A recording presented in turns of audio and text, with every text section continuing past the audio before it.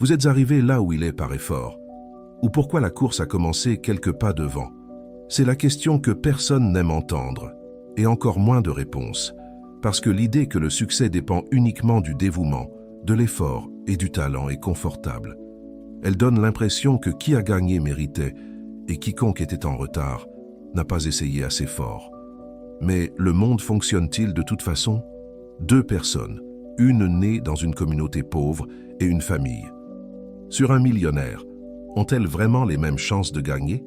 Un jeune homme noir créé à la périphérie, avec une école précaire et sans connexion, concourt un pied égal avec une personne blanche, classe supérieure, bilingue et avec accès à la meilleure éducation depuis l'enfance? Ou est-ce que la méritocratie est juste un beau récit, créé pour rendre ceux qui méritent le méritant et qui se sent en base coupable? Dans cette vidéo, nous ferons face à cette idée de l'avant. Comprenons d'où vient le concept de méritocratie, pourquoi il plaît tellement, et pourquoi tant de gens disent que c'est une grande illusion sociale. Préparez-vous à déconstruire les certitudes, parce que la question ici n'est pas seulement si vous méritez ce que vous avez, mais si tout le monde a vraiment une chance de le mériter aussi.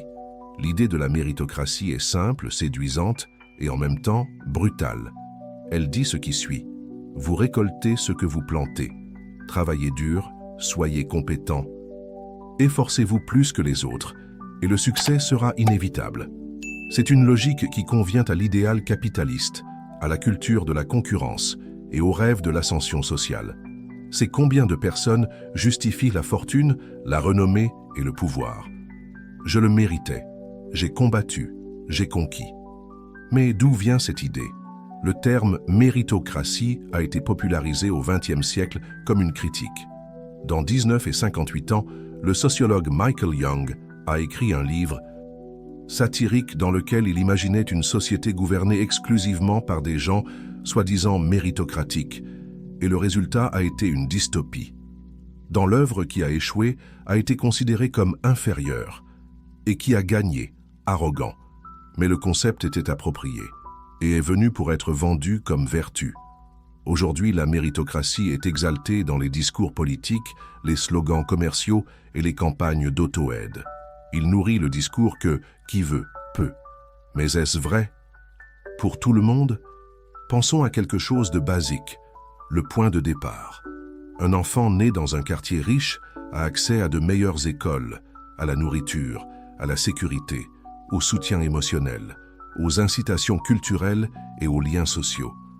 Un autre enfant né dans un endroit où tout cela manque aura besoin de beaucoup plus d'efforts pour atteindre la même étape que l'autre a commencé. Et pourtant, plusieurs fois, ce n'est pas suffisant. La méritocratie, dans la pratique, ignore les inégalités structurelles. Il semble que la vie soit une race équitable, alors qu'en fait, il y a des gens qui tombent avec des générations. Et cela ne vaut pas seulement pour les revenus. Valent pour la race, le sexe, la nationalité, l'orientation sexuelle, la géographie, l'accès à la technologie, la santé mentale. Le monde est profondément inégal, et prétendant que tout le monde rivalise avec les mêmes armes est, à tout le moins, malhonnête. Autour de la planète, les pays essaient de faire face à cette contradiction. Aux États-Unis, le rêve américain a été construit sur l'idée de la méritocratie, mais la réelle mobilité sociale a chuté au cours des dernières décennies. Au Brésil et dans d'autres pays d'Amérique latine, où l'inégalité est historique, cette idée renforce souvent les discours élitistes et exclut ceux qui n'ont jamais eu l'occasion. Les quotas raciaux et sociaux dans les universités, par exemple, sont la cible de la critique précisément parce qu'ils brisent la méritocratie. Mais quelle méritocratie? Quelle partie du principe auquel tout le monde était en compétition pour? La critique du concept n'est pas contre le mérite, c'est contre la fausse illusion de l'égalité des chances. Parce que la valorisation des efforts individuels est juste, mais ignorer les barrières collectives est lâche. Et dans le monde réel, ces barrières ne sont pas invisibles, ils sont partout. Et le système est loin d'être neutre. Pour les défenseurs de la méritocratie, la logique est claire. L'effort individuel doit être récompensé. Ils croient que tout système qui accorde le dévouement, la discipline et la compétence est plus juste que ce qui distribue des avantages sans exiger des efforts. Si quelqu'un travaille davantage, étudie davantage, prépare plus, cette personne devrait en récolter davantage. Aussi simple que ça. Beaucoup utilisent des histoires surmontées comme exemple. Les gens qui sont venus de contextes difficiles, mais ont gagné. Qui a étudié la nuit, a travaillé très tôt, s'est battu contre tout et l'a fait. Des histoires réelles, inspirantes et légitimes. Et c'est précisément pourquoi l'idée de la méritocratie est si forte. Il offre de l'espoir.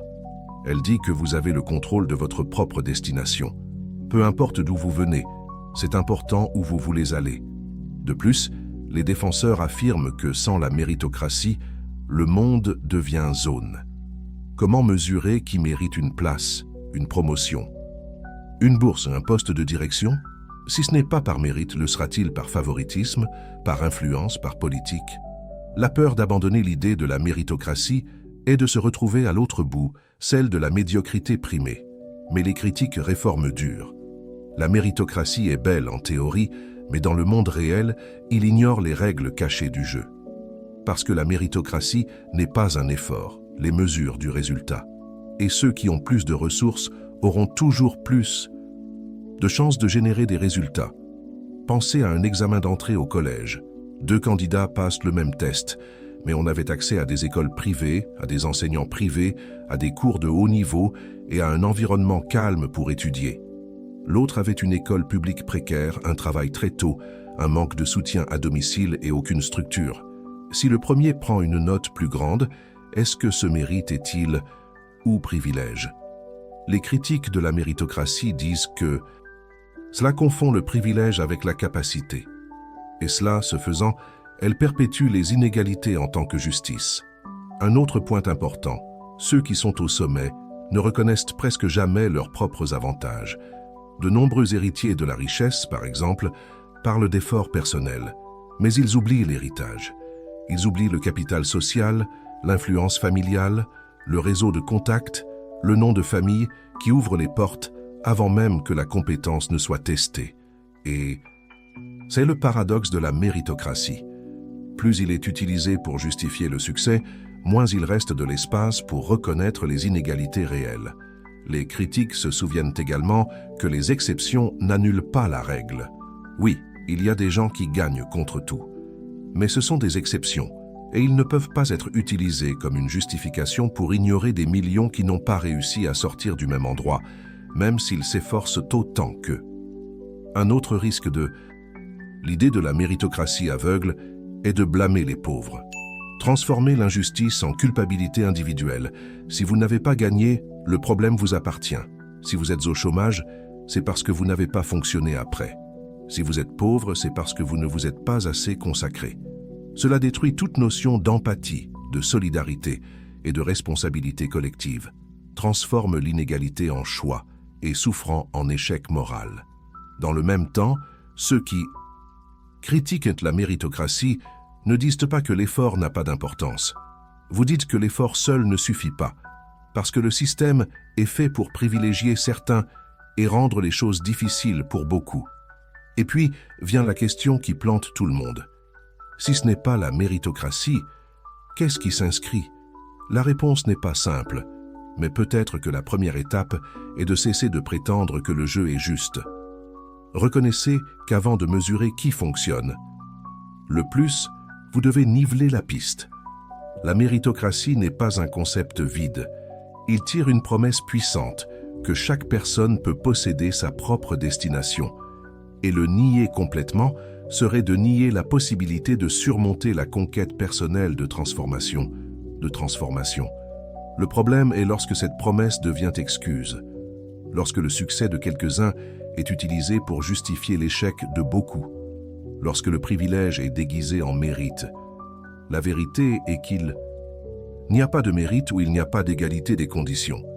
Et répéter le discours de la méritocratie dans un monde profondément inégal n'inspire pas, aliéna. Ne motivez pas, opprime. Cela ne signifie pas que l'effort ne vaut rien. Cela signifie que l'effort vaut plus lorsque tout le monde a les mêmes chances d'appliquer cet effort. Et ce n'est pas aujourd'hui la réalité de la majorité. Dire que la méritocratie existe, sans parler du racisme, de la pauvreté, de l'éducation inégale, de L'exclusion historique, c'est ignorer que beaucoup de gens n'ont jamais eu la chance de concourir. Par conséquent, le débat ne consiste pas à mettre fin au mérite. Il s'agit de redéfinir ce qui est juste.